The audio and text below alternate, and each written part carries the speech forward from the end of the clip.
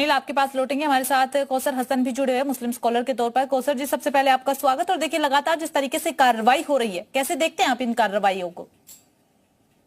देखिए, बहुत बहुत धन्यवाद। अभी आपने जो प्रेजेंटेशन में दिखाया और तीनों जगह के लोगों की बात बताई, तो बिल्कुल चीजें बिल्कुल स्पष्ट हैं। इसमें कहीं कोई विवाद वाली कोई चीज ही नहीं है। अब इस पे जबरदस्ती कोई विवाद फैलाए तो उसकी अपनी मर्जी की बात है।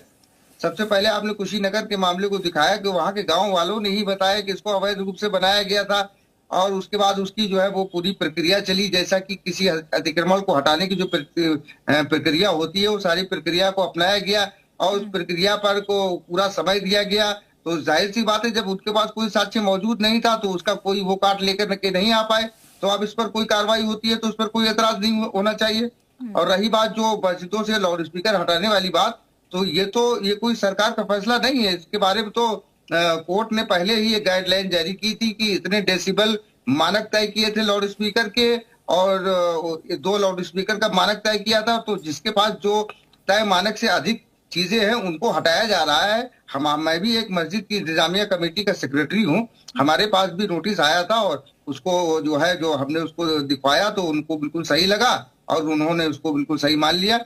और रही बात ये जहाँ पे संभल वाली बात पे, तो इस पर बात भी स्पष्ट है कि जामा और जुमा, इसमें अंतर क्या है। दूसरी बात है कि मस्जिदों में साइन बोर्ड लगाने की कोई परंपरा ही नहीं होती है।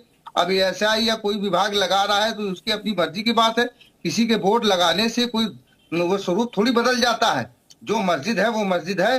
लेकिन जामा, कोई अगर उसमें बोर्ड लगा दे, कौसर हसन जी, जामा मस्जिद कहें या जुमा मस्जिद कहें, कोई आपत्ति नहीं है ना? क्योंकि कुछ मुस्लिम समुदाय के लोगों की तरफ से ऐतराज जाहिर किया जा रहा है।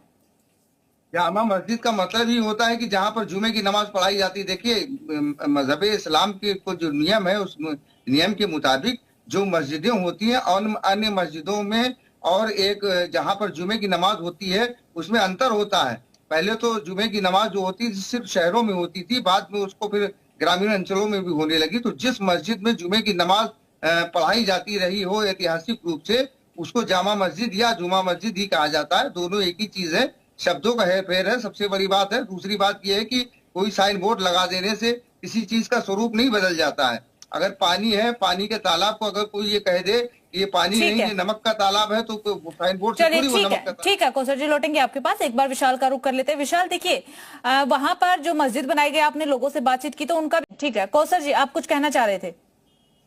देखिए, मैं इस चीज को जोर देना चाहता हूँ कि ये जो अगर कोई जुमा मस्जिद है तो अगर उसमें जुमे की नमाज पढ़ाई जाती है तो उसका मतलब ये नहीं कि उसमें अन्य 5 वक्तों की नमाज नहीं पढ़ाई जाएगी। जुमे की नमाज के साथ साथ अन्य 5 वक्तों की नमाज पढ़ाई जाएगी। ऐसा कोई भी नियम नहीं है कि अगर वो जुमा मस्जिद है या जामा मस्जिद हो तो उसमें सिर्फ जुमे की ही नमाज पढ़ाई जाएगी। आप इसका उदाहरण देख सकते हैं, नई दिल्ली की जो ऐतिहासिक 2 जामा मस्जिदें हैं। एक तो जो लाल किले के सामने जामा मस्जिद है और दूसरी जो फतेहपुरी शाही जामा मस्जिद है। इन दोनों जामा मस्जिदों में आप बोल लीजिए, मैं नहीं बोल रहा हूँ। आप बोल लीजिए जो भी बोल रहा हूँ आपको बोल लीजिए, ठीक है? आपको जो भी बोल रहा हूँ आप अर्थ बता दीजिए। बस जुमे का अर्थ बता दीजिए कि जुमा क्यों बोला गया है। आप सिर्फ जुमे का अर्थ बता दीजिए कि जुमा क्यों बोला गया है। चलिए, ठीक है, ठीक है। साध्वी जी, कौसर जी नाराज हो गए हैं, शायद चले गए हैं, संपर्क टूट गया, उनको फिर से जोड़ने